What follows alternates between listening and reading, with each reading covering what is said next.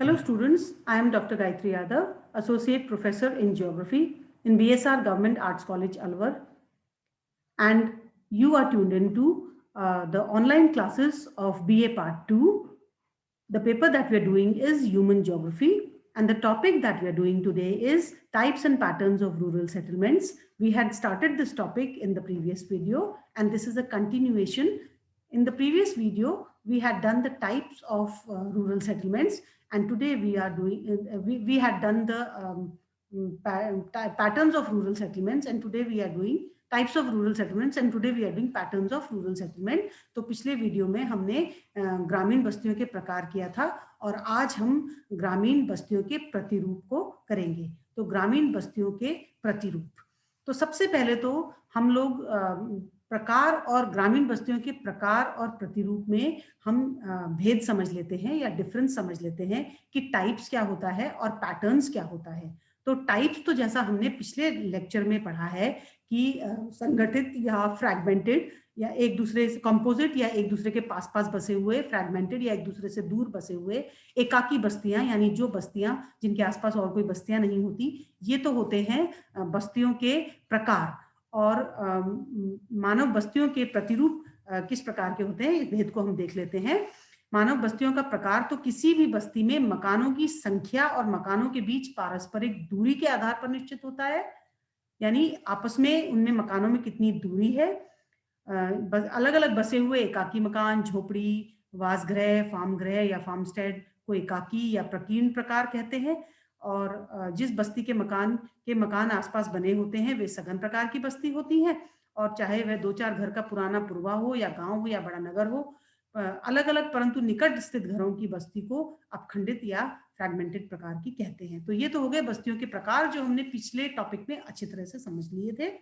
और अब हम कर रहे हैं बस्तियों के प्रतिरूप। प्रतिरूप माने आकृति, यानी वो पूरी की पूरी बस्ती क्या आकृति लिए हुए है, क्या वो लंबाकार आकृति में है, क्या वो गोलाकार आकृति में है, क्या वो ट्रायंगल शेप में है, क्या वो रेक्टेंगल शेप में है। तो उन बस्तियों की आकृति के अनुसार ही प्रतिरूप निर्धारित होते हैं, जिनको मकानों और मार्गों की स्थिति के क्रम और व्यवस्था के आधार पर निश्चित किया जाता है। उदाहरण के लिए किसी सड़क या नहर के किनारे बसे हुए घरों की बस्ती पंक्तिबद्ध या रेखीय प्रतिरूप की होती है। किन्हीं 2 या अधिक सड़कों के चौराहों क्रिस क्रॉस पर बसी हुई बस्ती चौपट्टी प्रतिरूप की होती है। किसी अंतरीप के सिरे पर बसी हुई बस्ती तीर प्रतिरूप की होती है। इन प्रतिरूपों को आगे समझाया गया है। किसी किसी पुस्तक में प्रतिरूपों का वर्णन करते हुए प्रतिरूप के लिए प्रकार शब्द का प्रयोग कर दिया गया है। वहां उस प्रकार शब्द का अर्थ प्रतिरूप ही समझना चाहिए। प्रतिरूप यानी किसी भी बस्ती की शेप, और प्रकार यानी उसमें मकान किस तरह से बसे हुए हैं। उदाहरण के लिए फ्रेंच त्रिवार्ता की पुस्तक में प्रतिरूप के अनुच्छेद में टाइप का अर्थ पैटर्न को ही समझना चाहिए। ग्रामीण बस्तियों के प्रतिरूप का विवरण, details of patterns of rural settlement. ग्रामीण बस्तियों के मुख्य प्रतिरूप निम्न प्रकार के हैं। सबसे कॉमन जो प्रतिरूप है वो है एक रेखीय प्रतिरूप की किसी भी रोड के सहारे, मार्ग के सहारे, रेलवे लाइन के सहारे या फिर नदी के सहारे जो सारे लंबाकार आकृति में बस्तियां बस जाती हैं, उसको हम रेखीय प्रतिरूप कहते हैं। किसी सड़क या नदी अथवा नहर के किनारे किनारे बसे हुए मकानों को की बस्तियां रेखीय प्रतिरूप की होती हैं। इन मकानों के द्वार सड़क या नहर की पटरियों की ओर होते हैं। दोनों किनारों पर बसे हुए मकानों के द्वार परस्पर सामने होते हैं। इनमें मकान सटे हुए हो सकते हैं अथवा कुछ दूरी पर हो सकते हैं।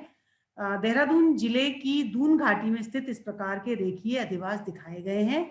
ऐसी बस्तियों को रिबन प्रतिरूप या डोरी प्रतिरूप भी कहते हैं, स्ट्रिंग पैटर्न भी कहते हैं। मेरठ में गोविंदपुर गांव इसी प्रकार का है जो मार्ग के सहारे बसा हुआ है। दून घाटी में स्थित रेखीय प्रतिरूप में प्रकीर्ण, सघन, संयुक्त और अपखंडित चारों प्रकार की बस्तियां मिलती हैं। यानी बस्तियां सघन भी हो सकती हैं, संयुक्त भी हो सकती हैं, एक दूसरे से दूर दूर यानी प्रकीर्ण भी हो सकती है, लेकिन बसी हुई वो लंबाकार आकार में है, इसलिए उनको हम रेखीय प्रतिरूप कहते हैं। ये बस्तियां नहर के किनारे बसी हुई हैं। अजबपुर, कांवली, नींबूवाला, मोथरोवाला, जाखन, शमशेरगढ़ इत्यादि गांव सघन बस्तियां हैं। दूसरे गांव पंडोबाला, किशनपुर, रायतेवाला, बुलंदावाला, ज्वालापुर इत्यादि ऐसे हैं जिनमें नहर के किनारे बसे हुए दूर दूर या निकटस्थ वासगृह हैं जो खेतों के बीच में स्थित है।